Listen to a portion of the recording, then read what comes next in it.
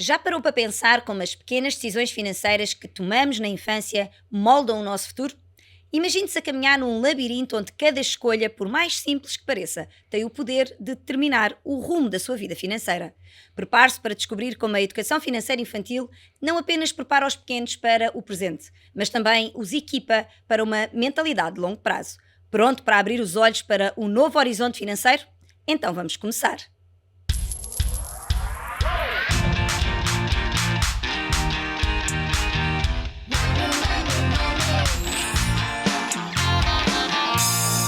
Vamos falar monês.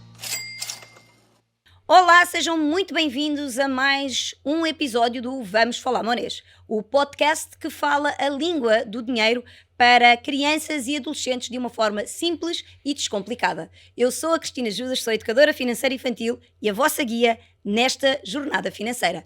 Hoje mergulhamos nas águas profundas da importância da educação financeira para a construção de uma mentalidade de longo prazo. E para isso temos o maravilhoso Gonçalo Ribeirinho. Muito bem-vindo e muito obrigada por estares aqui e teres aceito este convite. Ora essa.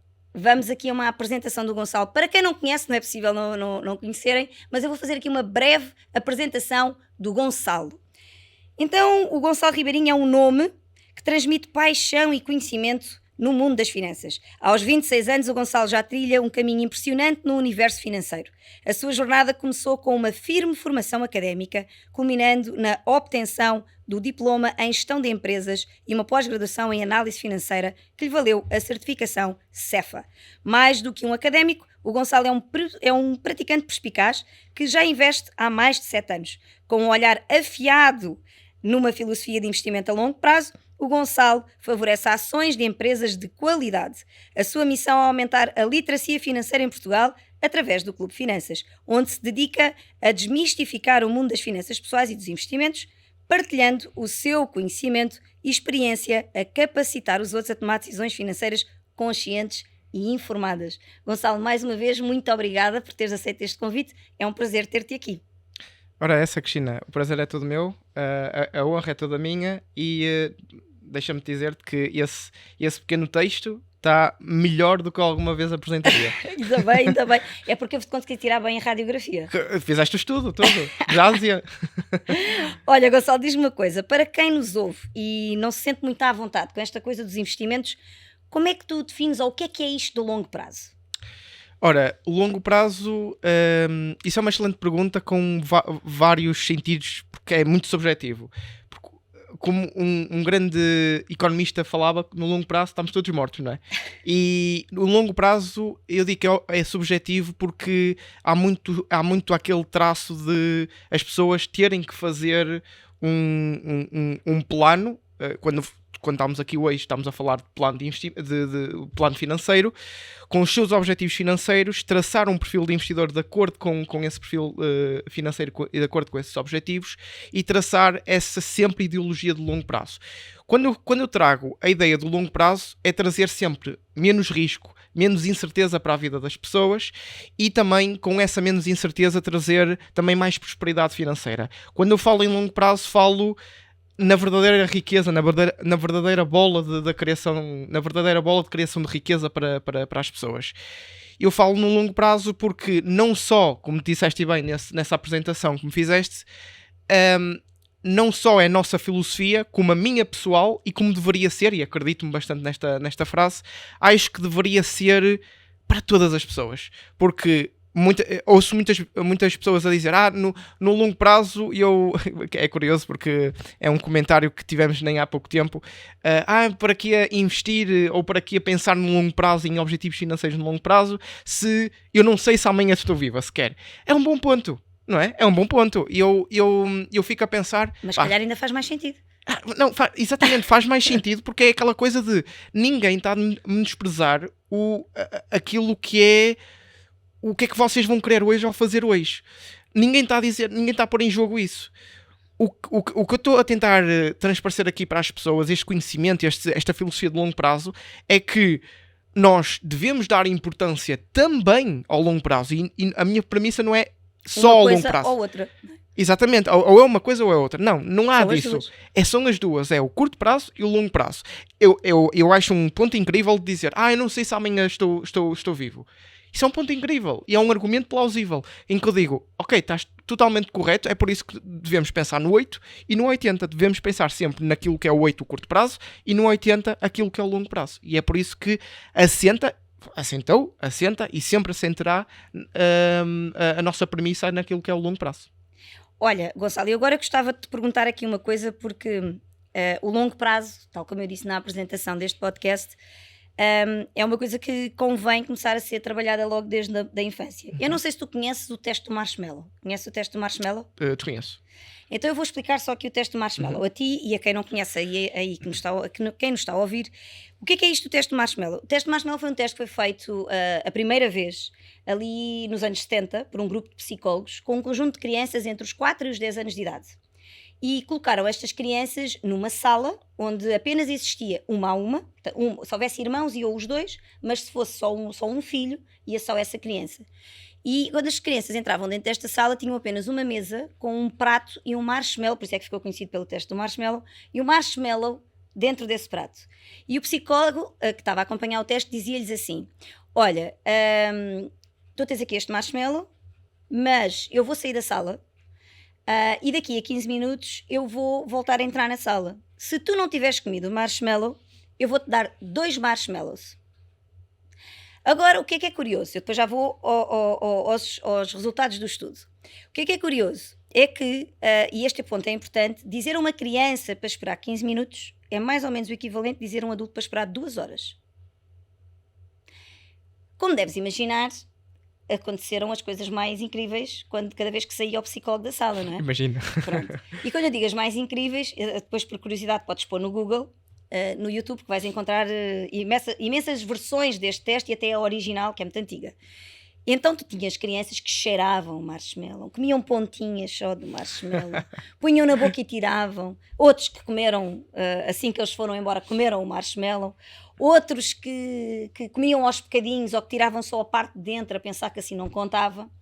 Agora, quais é que são as grandes conclusões deste estudo? Este estudo revelou que 100% das crianças que adiaram a sua gratificação, portanto, que não comeram aquele marshmallow e esperaram pelos 2 marshmallows, revelaram, porque foi um teste feito longitudinalmente, portanto, as crianças foram acompanhadas durante bastante tempo, 100% destas crianças revelaram ter mais autoestima, melhores relações interpessoais, uma vida financeira muito mais estável e saudável. Ou seja, 100% das crianças que adiaram a gratificação. Esse estudo acompanhou as crianças longitudinalmente e, portanto, foi possível tirar estas conclusões. O que é que aconteceu às outras restantes? Algumas tinham problemas a nível financeiro, tiveram alguns problemas que eram a nível escolar também, portanto, algum insucesso escolar. Portanto, revelou que as características de adiar a gratificação de agora para o futuro tinha realmente resultados. Agora, a questão que toda a gente coloca, e já percebes qual é que é aqui Sim. a grande ligação ao teu tema. Então, o que é que eu gostava de perguntar? Como é que tu achas que esta noção de recompensa adiada pode ser aplicada no ensino dos investimentos de longo prazo para os jovens? Isso é o que nós tentamos combater todos os dias, não é? Temos várias formas de aplicar uma boa premissa de longo prazo, lá está aquilo que estivemos a falar, uma boa premissa de serem consistentes, aliás, como se ao contrário, de longo prazo através da consistência. Ou seja, é como estavas a falar, essas crianças que comeram marshmallow, elas saborearam, elas tiveram algo palpável naquele preciso momento. Mas nada indicou, ou ninguém indicou que, tudo bem, elas sabiam que tinham ter 2 marshmallows daqui a 15 minutos. Mas não há aquele fator de, ok, de satisfação a curto prazo. Porque eu, na minha opinião, eu acho que tem sempre que haver aquele fator de satisfação a curto prazo. Claro, para um prazo de 15 minutos não dá para muito, não é? Portanto, essas crianças em 15 minutos lá teriam que esperar para o segundo marshmallow. Agora, quando falamos de investimentos, e estamos a falar para as pessoas que nos estão a ouvir, investimentos a quanto longo prazo? Vamos imaginar 15, 20, 25 anos. Quando pensamos que as pessoas têm que ficar com aquilo que elas vão ganhar hoje, presas, entre aspas, presas durante 20, 25 anos, eu percebo a ideia de que, não é para mim. Ou seja, quando tentamos trocar um bocadinho as ideias destas pessoas, dizemos assim, ok, tu podes abdicar do marshmallow e teres não sei quantos milhares de marshmallows mais para a frente. Aqui usando esse paralelismo. Ao longo dessa caminhada, eu acho essencial as pessoas terem aqueles efeitos, aquele efeito de ganho a curto prazo. E com isto o que eu quero dizer é, e vou ser mais específico na minha resposta, é, quando olhamos para um horizonte de tempo de 20, 25 anos e aquilo vai estar preso, as pessoas têm que sustentar alguma coisa que lhes dá excitação, dá de forma direta uma conquista interna. Ou seja, quando conseguimos dizer assim, eu consegui poupar 1.200 euros, 100 euros por mês, 1.200 euros, e pomos aquilo num gráfico, e aqueles 1.200 euros cresceram para 1.500. Voltámos a colocar no gráfico para o ano a seguir, juntamente com os outros 1.200 que poupámos. Portanto, já lá vão mais do que 2.500 euros poupados e também rentabilizados. Portanto, quando começamos a olhar para pequenas conquistas, monitorizar essas pequenas conquistas, porque isso é dopamina para nós. Exatamente. E quando começamos a olhar para aquele gráfico, é uma coisa muito simples que eu estou aqui a dar, mas resulta. E começamos a ver ano 1, ano 2, ano 3 e por aí fora. Mesmo que o dinheiro esteja preso, as pessoas digam que podia aproveitar mais no curto prazo. É verdade, mas olha quanto é que estás a ganhar. As pessoas é só, quando estiverem a perder motivação ou quando estiverem a pensar 2 vezes antes de desistir, é só abrir aquele gráfico e dizer assim, caramba, está aqui o motivo porque é que eu ainda não parei. Está aqui o motivo, após 5, 6 ou 10 anos, ou os que for, para a pessoa não morrer, literalmente, usando esta expressão, morrer na praia, com um objetivo de horizonte temporal de 20 anos, e se ela estiver no seu 18º e disser assim, vou já tirar, mas não é suficiente aquele dinheiro ainda não é suficiente, precisa esperar mais 2 anos, e preciso tirar, não, está aqui o gráfico de como é que isto está a resultar. Ou para aquelas pessoas que já estão há pouco tempo, 2, 3 anos, está ali o resultado, e aquilo está a resultar, a poupança. O Gustavo Cerbasi fala muito acerca disso, não é? Sim. Gustavo Cerbasi refere muito essa questão de que ninguém consegue viver em escassez plena durante muito tempo. Exatamente. E, portanto, obviamente, nós quando pensamos no longo prazo, e tu já disseste isso hoje, temos que pensar também no curto prazo. Porquê? Porque o ser humano foi concebido para a realização imediata. Sim. O ser humano não foi programado, não vem de série, digamos assim, programado para o longo prazo. E isso também joga com este estudo.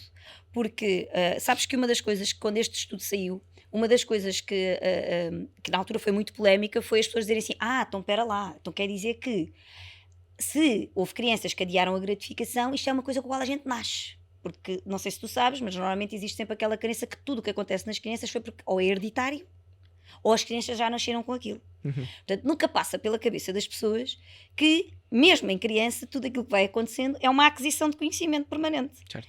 E então, na altura foi muito polémico porque as pessoas achavam que do género, então há crianças que nascem já com uma predisposição para adiar determinadas recompensas e outras não. Não. Porque depois o que se veio demonstrar mais tarde é que as crianças que tinham adiado aquela gratificação, de alguma forma em casa e na escola, portanto no seu ambiente, eram treinadas para adiar a gratificação. E de que forma? E às vezes é nas coisas mais simples da vida, que é, nós estamos a servir o jantar à mesa. O que é que tipicamente acontece numa família quando há filhos? Primeiro a gente serve os filhos e depois é que se servem os adultos. Mas se a gente inverter isto e começarmos a fazer isto todos os dias, eles aprendem a esperar. Exatamente igual como ao Natal, não é? Exatamente. Ou seja, o que é que eu estou a querer dizer com isto? E voltando aqui então ao Gustavo Cerbasi, que ele diz exatamente isto, que é, nós temos que pensar no longo prazo, mas nós temos que nos ir programando também para obter conquistas, pequenas conquistas, a curto prazo. Uma delas pode ser nós olharmos para o gráfico e ir monitorizando a conquista e daí a gente partir, a história também de partimos os objetivos em peças mais pequeninas para ser mensurável, Exatamente. não é? E portanto, e também temos aqui alguns objetivos de curto prazo, sei lá, gostava imenso de ir jantar ao restaurante XPTO. Ok, continuamos a ter aquela poupança ou aquele dinheiro ali que vamos pôr de parte para vermos o nosso investimento a crescer e para atingir um objetivo maior, mas podemos também estar a trabalhar aqui paralelamente para uma coisa a mais curto prazo, que é a tal história da dopamina. Sim, É exatamente. isto. Exatamente. Só para acrescentar, Cristina, que acho que é um complemento muito, muito bom, que acabaste de me lembrar agora deste complemento, que é dentro dessa monitorização que nós vamos fazendo nos nossos objetivos financeiros, e tudo que falamos aqui vão ser sempre aliados e ancorados aos objetivos financeiros, montando, por exemplo, vamos começar a investir, montamos um portfólio de sei lá, dividendos, e aquela dopamina de saber ano após ano, sempre a poupar, sempre a investir mais, sempre o portfólio a crescer, vamos ver aquele dinheiro que cai na nossa conta, os dividendos, isso lá está, o efeito dopamina a curto prazo e é o efeito de que nos vai levar à continuidade, que é os dividendos agora.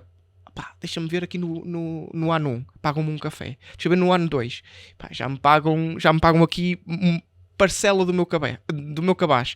No ano 3, ou no ano 4, no ano 5 e por aí fora, já me pagam aqui grande parte, por exemplo, gasolina, já pago toda com dividendos. E esse efeito de curto prazo cria esperança para o longo prazo e cria aquele efeito de colmatar o imediatismo, porque nós nunca vamos viver sem imediatismo e temos que colmatar esse problema eficazmente. Sabes, nas crianças a gente trabalha essa questão. As pessoas muitas vezes colocam-me esta pergunta: porque é que eu sou tão chata com a história dos cofrinhos? Porque é que os cofrinhos não podem ser os famosos cofrinhos, todos nós conhecemos, Sim. opacos ou os envelopes, e não é? os envelopes, e porque é que não pode ser o super-herói e não sei o quê. Assim, poder pode. Só que uma das coisas que cientificamente está testada e provada é que o efeito das crianças verem o dinheiro a crescer dentro do cofrinho, e portanto ele tem que ser transparente, é a dopamina natural das crianças. As crianças naturalmente são mais motivadas do que o adulto. Até porque o adulto já passou por vários processos de lapidação até emocional, e as crianças naturalmente são muito mais entusiastas. E, portanto, elas só de verem o dinheiro delas a crescer dentro do cofrinho é a dopamina natural. Daí também ser muito mais importante para elas terem milhares de moedas do que ter notas, porque elas veem mais depressa as moedas a crescer. Olha, Gonçalo, então agora eu gostava, tendo em conta aqui esta nossa primeira explicação do longo prazo e isto tudo, existem muitos aspirantes a investidores que enfrentam, lá está, este dilema inicial de poupar o suficiente para começar a investir, não é? Que tem sempre aquela coisa, eu não consigo poupar o suficiente para começar a investir. Podes explicar porque é que é tão importante aprender a poupar antes de começar a investir? Porque há muitas vezes aquela questão de eu não consigo investir porque não consigo poupar. Não é? E as pessoas acham que se pode começar a investir sem poupança. E porquê é que eu estou a fazer esta pergunta? Porque uma das dúvidas que eu tenho muitas vezes, que me é muitas vezes colocada é: Cristina, o dinheiro no cofrinho só perde valor. Estamos a falar de crianças. O dinheiro no cofrinho só perde valor. E aqui a questão é: não temos que poupar para investir? Tu próprio já disseste isso. Sim. E porquê que isso é tão importante? Que estratégia é que tu recomendarias para quem está a querer, para alguém que está a querer começar?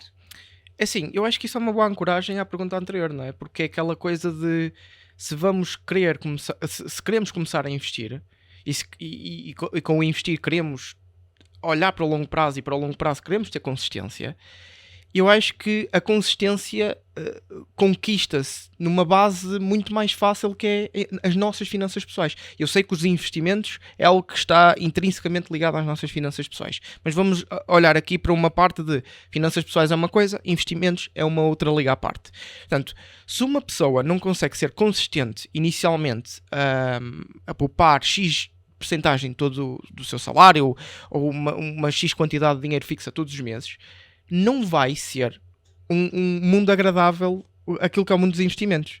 Não vai ser. Vai ser até pior, porque e colocaste aí uma coisa que as pessoas têm muito, ainda bem que começam a ter isso, que é Gonçalo, o meu dinheiro está parado, eu quero começar a investir, está a perder valor. Ok, ainda bem que tens esse problema, ainda bem que tens esse mindset. Mas olhando para a tua base, será que tu és consistente ou lembras-te ali de um mês ou outro começares a poupar? No primeiro mês, em janeiro, poupaste, em fevereiro também poupaste, a partir daí deixaste de poupar durante 5 meses e depois voltaste a poupar.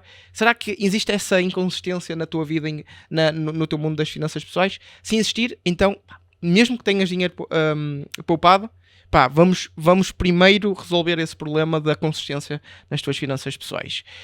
E depois, olhando aí para uma segunda pergunta dentro dessa principal pergunta, que é, como é que, para quem está a começar, como é que se resolve isso? É ter um plano bem sólido, não é agora. Eu dizer assim, olha, tu, fulano tal, vais começar, para começares a investir, tens com base, isto é quase obrigatório, uma regra obrigatória, começar a organizar as tuas finanças. Mas eu não tenho, mas deves, lá está, é obrigatório. Se queres começar a investir, é obrigatório. Ponto final, parágrafo. É isso que eu digo. Quando passamos para a organização das finanças, temos que ter um plano. Não é assim, olha, vou-me lembrar e vou poupar 50 euros agora este mês, só porque me sobrou. Agora sobrou-me 100. Agora não me sobrou nada. Não invisto. Ou não poupo. Não pode ser assim. Temos que ter um plano sólido e consistente. E com isso, se calhar eu invertia na parte que é uma frase muito famosa, eu já não me lembro quem é que disse, estou a ter agora uma branca, mas é aquela velha máxima de vou poupar aquilo que me sobra, não é? E se invertêssemos e primeiro pagássemos o clichê, que ainda bem que é clichê, de pagássemos a nós primeiro um valor fixo e depois, com base nisso que sobrasse, fazemos o nosso orçamento. Porque se queremos investir, temos que ter uma consistência naquilo que vamos poupar. E portanto, quando eu olho para um plano de finanças pessoais, provavelmente para quem está a começar, um jovem com os seus 18, 19, 20 anos, por exemplo, pode muito bem, quem ainda está em casa dos pais, pode muito bem fazer uma regra muito simples, que é a regra de 55, 35, 10. Olha, vou para aquilo que é o meu cotidiano mensal, eu vou poupar 55% daquilo que recebo de mensalidades, ou se já trabalho, vou trazer esse salário e vou olhar para 55% desse salário e só vou atribuir isso para bens essenciais do meu mês, sendo propinas ou outras coisas, alimentação, saídas fora, porque isso é essencial, não é? Vamos ser honestos, isso é essencial, senão não tínhamos vida social, isso também é importante. E depois tínhamos a parte do 35%, que era poupar 35%, e dentro desses 35% podíamos fazer os tais envelopes ou os tais cofrinhos. Consoante os vários objetivos que a pessoa objetivos tem. Curto prazo, longo prazo, o que bem a entender. E os outros 10% que era, gasta onde bem entenderes, desfruta a vida. Olha, Gonçalo, então já chegámos aqui só para sistematizar aqui as nossas ideias. Portanto, não existe investimento sem poupança. É uma falácia completamente. Portanto, achar que é possível fazer isso é só inconsistente, e uma das coisas que mais frutos dá, que está provado, é que a consistência ganha tudo. Sim, sem dúvida. E depois, agora gostava de fazer aqui uma outra ligação que eu costumo dizer, e faço esta ligação, e até já falámos sobre isto, que o maior ativo que nós temos na vida, seja dos investimentos, seja a nossa própria vida, é o tempo. Portanto, e lá está, porque o tempo joga a nosso favor, quer dos investimentos, quer da nossa vida pessoal, não é? Então, hoje em dia, quando estamos a falar então de liberdade financeira, estamos sempre a falar de liberdade de tempo, liberdade geográfica, não é? Porque é que nós queremos cada vez mais ter mais tempo para fazer outras coisas e não estar constantemente a trabalhar. Então, sendo isto considerado um dos ativos mais valiosos da nossa vida, e também nos investimentos de longo prazo, que conselho é que tu darias aos jovens investidores para otimizarem o seu tempo, para maximizarem os seus retornos financeiros futuros? Olha, ótima questão, e que tenho a resposta na ponta da língua. Para aquelas pessoas, como tu fizeste a introdução de quem é que nós somos, nós lidamos com vários nossos alunos a ensinar sobre investimentos dentro dos mercados financeiros, em que tanto falamos de ETFs, que tanto falamos em ações, fazer um portfólio ativo de ações individuais. E quando a pergunta é tempo e maximização de tempo, lógico que eu vou sempre dar aos ETFs, porque muitas pessoas dizem assim: Gonçalo, quero investir em ações, quero ter o maior retorno possível, mas esquecem-se do fator tempo, não é? Quando eu digo Queres investir em ações? Então vamos lá ver as 3 características. Tens tempo? Lá está, tal coisa. Se não tens tempo, pá, não, desculpa, mas Não dá. não dá. Não tens Não tempo dá. para analisar. Não tens tempo para analisar, não tens tempo para acompanhar as empresas, não tens tempo para gerir um portfólio ativamente. Segundo, tens gosto?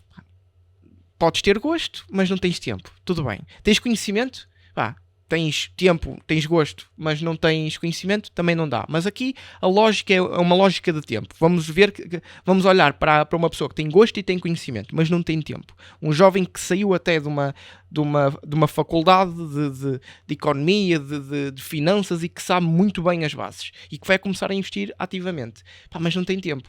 Eu diria que a pior coisa que podemos fazer é olharmos para o nosso portfólio como gestão ativa sem ter o tempo preciso para fazer essa mesma gestão ativa. Por isso que eu gosto dos ETFs.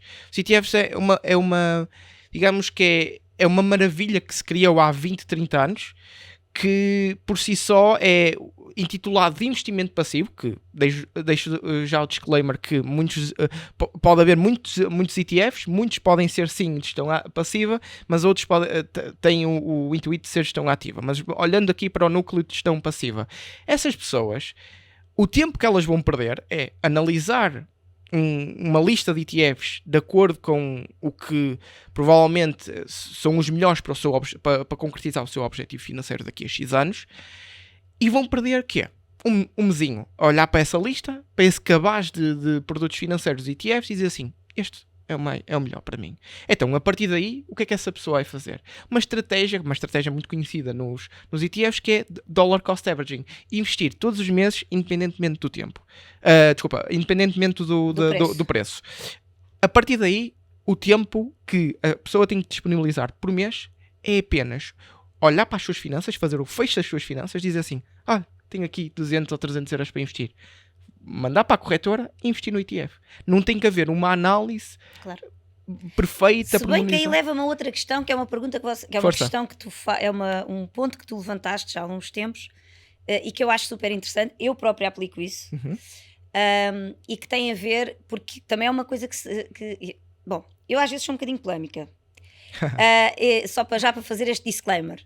E para dizer o quê? Que uma das coisas que hoje em dia se fala muito, até para desmistificar a questão dos investimentos, é que a gente pode investir, tens 10 euros, investe 10 euros. Sim.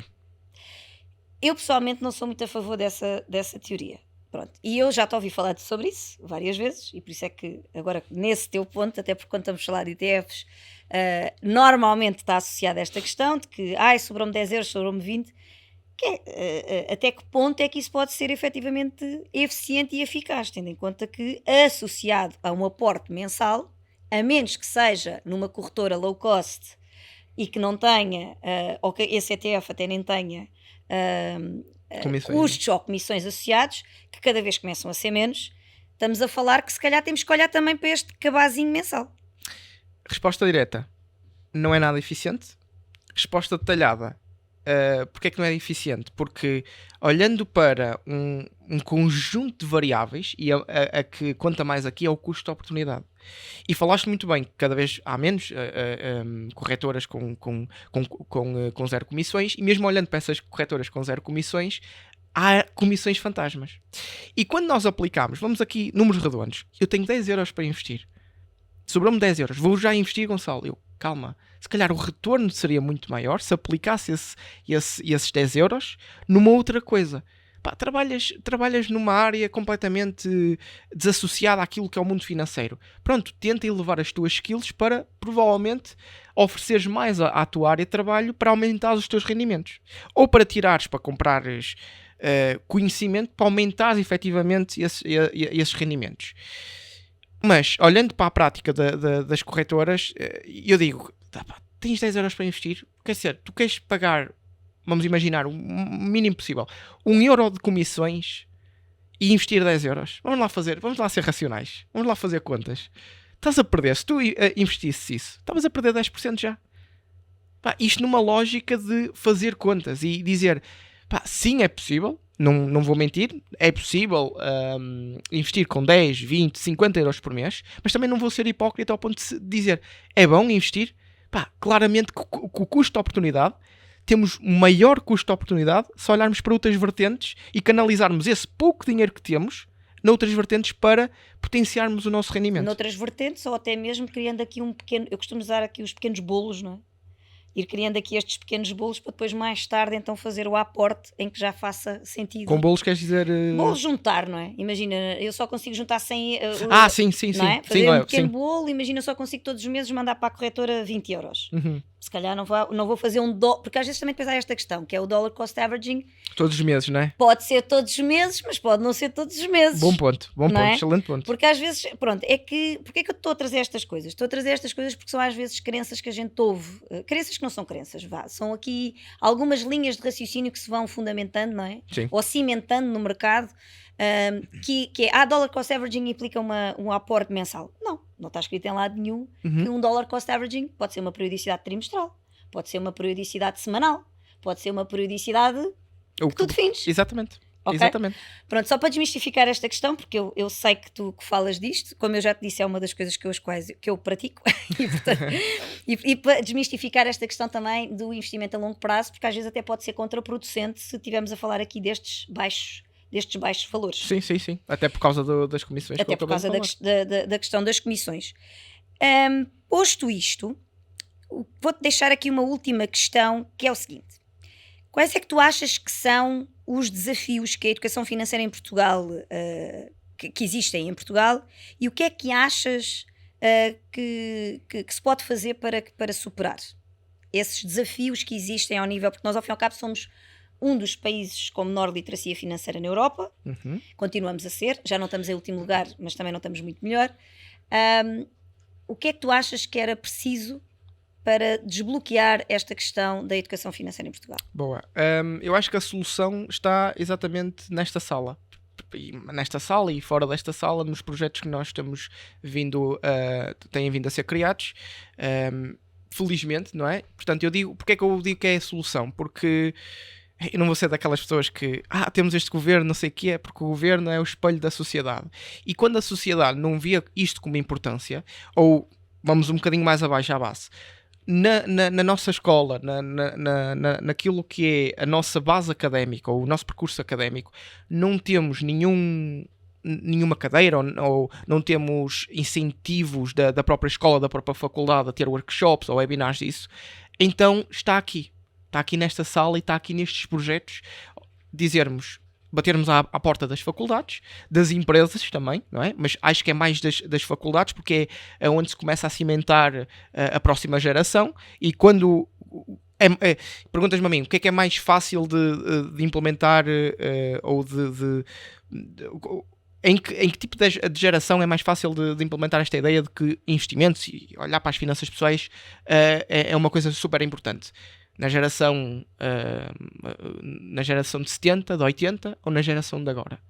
De agora, obviamente. As pessoas estão mais entusiasmadas. Como tu disseste, é mais fácil as crianças entusiasmarem-se com um cofre ver o dinheiro a crescer o dinheiro a crescer, propriamente agora olharmos e dizermos assim, olha, vamos a empresas, finanças pessoais são importantes, investimentos são importantes. Portanto, isto para dizer que a solução está em nós, está a bater à porta das faculdades, bater à porta das empresas e dar esta proposta de valor, dar a conhecer esta proposta de valor. Porque se não formos nós, as pessoas continuam no desconhecimento, no seu desconhecimento. Até porque eu te diria mais, aí quando tocas aí num ponto que para mim também é muito importante, que é a questão quando falas das empresas, e a gente tem que pensar que muitas vezes as empresas, e lá está, e nós trabalhamos, mesmo na questão dos investimentos, a gente o que quer é maior rentabilidade para as empresas. Um dos pontos que faz diminuir bastante a rentabilidade das empresas tem a ver com as pessoas, porque as empresas são feitas de pessoas.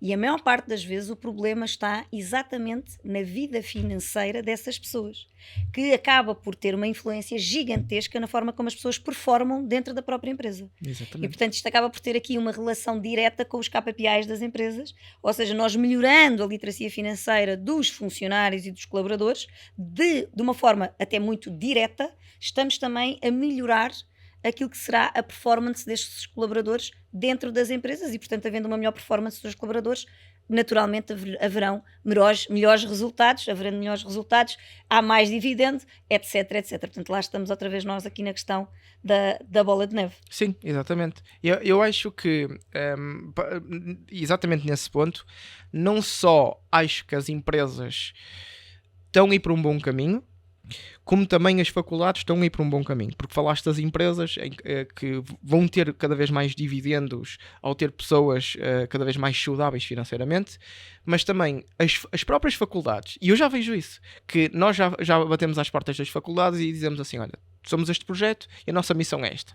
Portanto, querem? E as faculdades dizem, é super interessante, venham. Portanto, os alunos que, por exemplo, estou no 12º, quero ir para a faculdade, os alunos começam a olhar para estes temas a aparecer de vários cantos da sua vida, dizem assim, esta faculdade, estou indeciso entre a faculdade A e B, são exatamente iguais, e depois tem a faculdade A que dá o incentivo por estes meios, por meios do workshop, por meios de lecionar coisas fora daquilo que são as nossas aulas, porque eu nem digo meter uma cadeira só disso. Claro. Podem fazer parcerias com estes projetos, podem fazer parcerias connosco, podem fazer parcerias contigo e dizer assim, olha, venham falar sobre aquilo que realmente importa, que realmente importa, salvo seja, não é? Obviamente temos coisas também importantes, mas venham dar a conhecer uma coisa também super universal na nossa vida, que é mexer no dinheiro. Portanto, o aluno automaticamente vai dizer assim, caramba, eu prefiro a faculdade A, não é? Porque dá-nos a conhecer este novo mundo, passa-nos este conhecimento. Portanto, tanto para as empresas como para as faculdades, internamente para elas, só olhando aqui numa coisa de olhar para o próprio umbigo. Isto é super interessante. Até para as escolas, no meu caso em Sim, particular. até para as escolas, exatamente. Tu até falaste aí numa questão que eu advogo bastante, que tem a ver exatamente com isso, que é a questão do dinheiro é de tal forma transversal, que é isso que muitas vezes, e existem tantos anticorpos relativamente ao dinheiro, mas a realidade é que todas as pessoas vão ter que lidar com o dinheiro. Tenham muito ou tenham pouco, é uma inevitabilidade, não é? Aquilo que eu costumo dizer, não vale a pena metralhar as ondas porque elas vêm na mesma e, portanto, mais vale a gente saber surfar a onda do que propriamente tentar lutar contra a onda.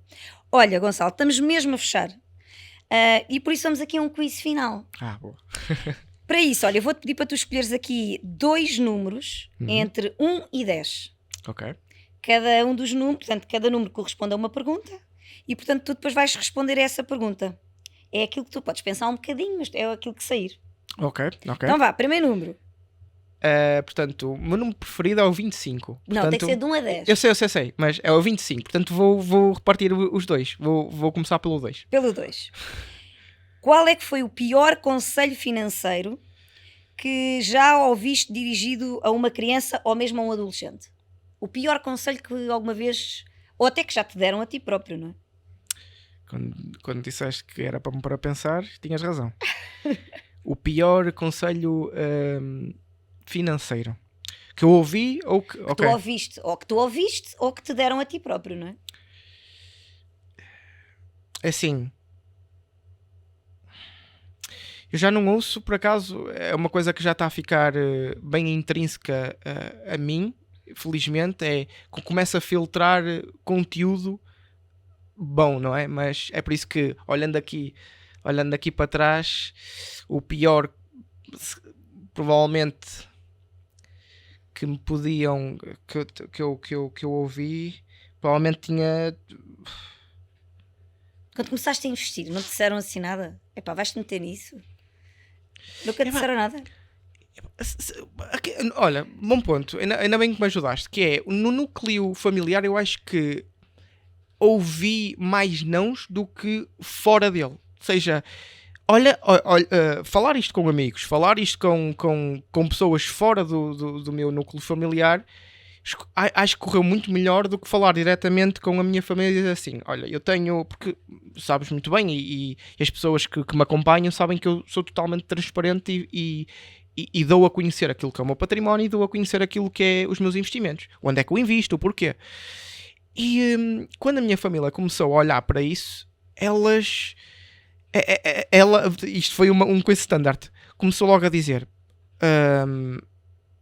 não tens medo de perder isso tudo, não tens medo de aquele pensamento retrógrado, estás a ver, que não tens medo que algo te aconteça.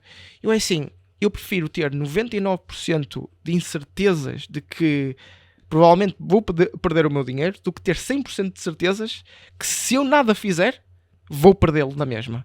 Portanto, é aquela lógica, é aquela velha máxima de que vais fazer o quê? Vais deixar o dinheiro parado e estar a desvalorizar, estar a perder o valor. Portanto, é assim que eu prefiro operar a minha vida financeira, atenção, prefiro operar a minha vida com 99% de incerteza do que 100%. Perfeito. Quando na realidade não é bem assim, não é? Quando na realidade não é bem assim.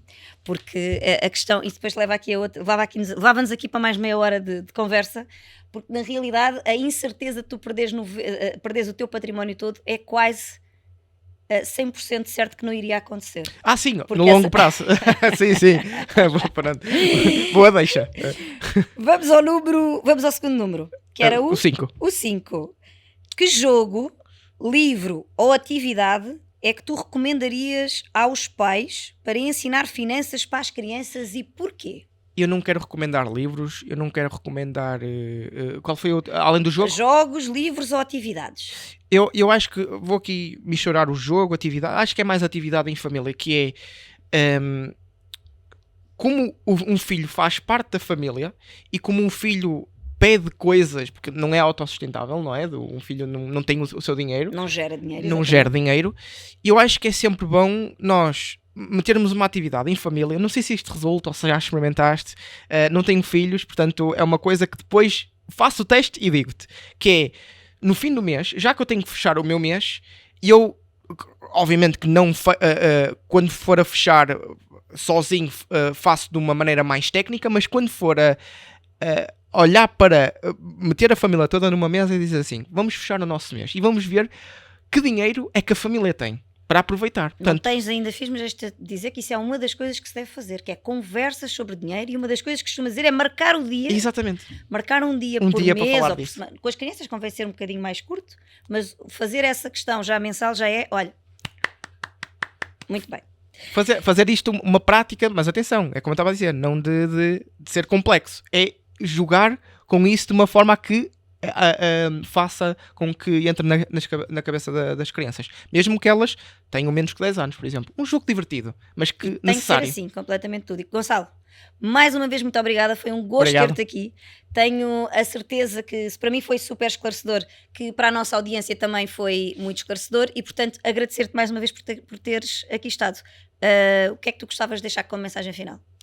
Como mensagem final, eu acho que gostava de apelar a todos os jovens, literalmente todos os jovens, que não é só esse o nosso público-alvo, mas principalmente, já que falámos várias vezes dos jovens, que ganhem muita atenção àquilo que é, ou poderá ser a sua vida financeira no longo prazo, caso invistam. Façam um plano A e um plano B. Um plano A de que como é que eu seria se eu não investisse, e um plano B a dizer como é que eu seria se eu investisse.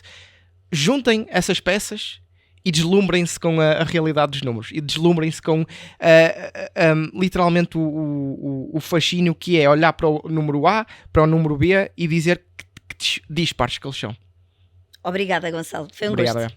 E assim chegamos ao fim deste episódio. Espero que já esteja bem animado para começar a aplicar tudo aí em casa e transformar a vida financeira das suas crianças e da sua família. Lembrar ainda de me seguirem nas redes sociais que estão mesmo aqui em baixo para receberem informações privilegiadas sobre educação financeira infantil, acompanharem os bastidores deste maravilhoso podcast e ainda ficarem a conhecer-me um pouco melhor. Até lá, fique ligado e comece hoje mesmo a construir o caminho da prosperidade da sua família. Até lá!